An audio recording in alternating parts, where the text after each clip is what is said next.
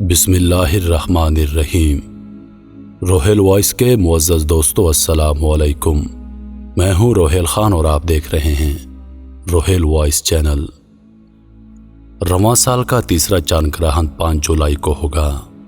دوستو یہ گرہن کس ٹائم سٹارٹ ہوگا اور کس ٹائم پر ختم ہوگا اور کہاں پر دیکھے گا اور اس کا کس کس چیز پر اثر ہوگا، یہ سب کچھ ہم جانیں گے آج کی اس ویڈیو میں۔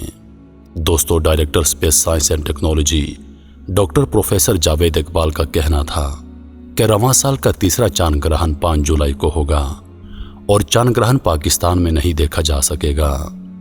چاند گرہن کا آغاز پاکستانی وقت کے مطابق صبح 8:07 پر ہوگا، جبکہ چاند کو مکمل گرہن 9:30 پر لگے گا اور گرہن 10:52 پر ختم ہو جائے گا۔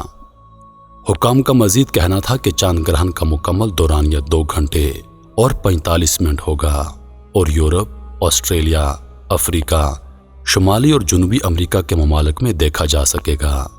یاد رہے کہ اس سے قبل 2 چاند اور ایک سورج گرہن کا نظارہ پاکستان میں کیا گیا تھا۔ دوستو یاد رہے کہ سورج اور چاند ہماری اس مادی اور طبی دنیا کا حصہ ہیں، جن سے اس کائنات کا حسن دوبالا ہوتا ہے۔ چونکہ یہ دنیا عالم مادہ ہے، جہاں کچھ چیزوں میں بعض اوقات تزاحم و تضاد ملاحظہ کیا جاتا ہے، اور جب عقل بشر اسے حل کرنے سے قاصر ہوتی ہے تو اس کے دماغ میں عجیب و غریب توہمات اور خرافات جنم لینے لگتے ہیں، جبکہ اسے معلوم ہونا چاہیے کہ جہاں ہر چیز کے کچھ فوائد ہوتے ہیں وہیں پر کچھ نقصانات بھی ہوتے ہیں۔ اس عالم میں ایسا بالکل ممکن نہیں ہے کہ ہر چیز 100% فائدہ دیتی ہو اور اس کا کوئی نقصان نہ ہو۔ اس کا مطلب ہرگز یہ بھی نہیں کہ یہ نظام احسن نہیں ہے، بلکہ یہ ایک احسن نظام ہے اور مادیات سے تشکیل پانے والے اجزاء میں جتنے فوائد اور حسن ممکن تھا وہ اللہ نے اس میں رکھ دیا ہے۔ دوسرے مذاہب اور ادیان سے صرف نظر کرتے ہوئے آئیے ہم بات کرتے ہیں دینی اسلام کی، کہ ہمارا دین اس کے متعلق کیا کہتا ہے اور سورج و چاند گرہن کے وقت ہمیں کیا کرنا چاہیے اور ان اوقات میں کن امور سے خود کو روکنا چاہیے۔ دوستو یہ عام طور پر آپ لوگوں نے سنا ہوگا کہ چاند یا سورج گرہن جب لگتا ہے تو لوگوں میں خوف و ہراس پھیل جاتا ہے۔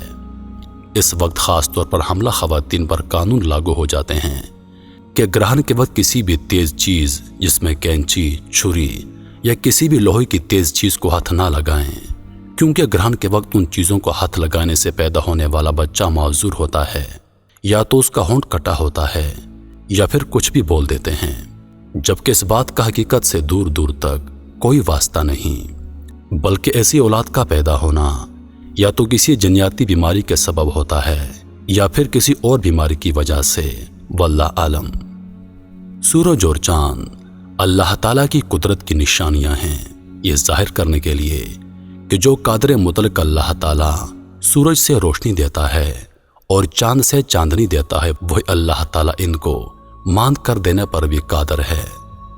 رسول پاک صلی اللہ علیہ وآلہ وسلم کے زمانے میں آپ صلی اللہ علیہ وآلہ وسلم کے صاحبزادے حضرت ابراہیم رضی اللہ تعالی عنہ کے انتقال کے بعد سورج گرہن ہو گیا۔ اس زمانے میں لوگوں کا خیال یہ تھا کہ سورج گرہن کسی بڑے آدمی کی وفات یا پیدائش کی وجہ سے ہوتا ہے، جیسا کہ ابھی آپ صلی اللہ علیہ وآلہ وسلم کے بیٹے کی وفات پر ہوا۔ اس بات پر آپ صلی اللہ علیہ وآلہ وسلم نے اس عقیدے کی نفی فرمائی۔ حضرت ابو ہریرہ رضی اللہ تعالی عنہ حضرت ابو موسیٰ رضی اللہ تعالی عنہ سے روایت کرتے ہیں کہ انہوں نے بیان کیا کہ جب سورج گرہن ہوا تو نبی پاک صلی اللہ علیہ وآلہ وسلم اس طرح گھبرائے جیسے قیامت آ گئی ہو۔ آپ مسجد میں آئے اور طویل ترین قیام و رکوع کیا اور سجود کے ساتھ نماز پڑھی۔ اس سے پہلے آپ صلی اللہ علیہ وآلہ وسلم کو ایسا کرتے ہوئے نہیں دیکھا گیا تھا۔ آپ صلی اللہ علیہ وآلہ وسلم نے فرمایا، سورج اور چاند اللہ پاک کی 2 نشانیاں ہیں، یہ کسی کی موت اور حیات کے سبب سے نہیں ہوتا، بلکہ اللہ تعالیٰ اس کے ذریعے اپنے بندوں کو ڈراتا ہے۔ جب تم اس کو دیکھو تو ذکر الہی اور دعا و استغفار کی طرف دوڑو۔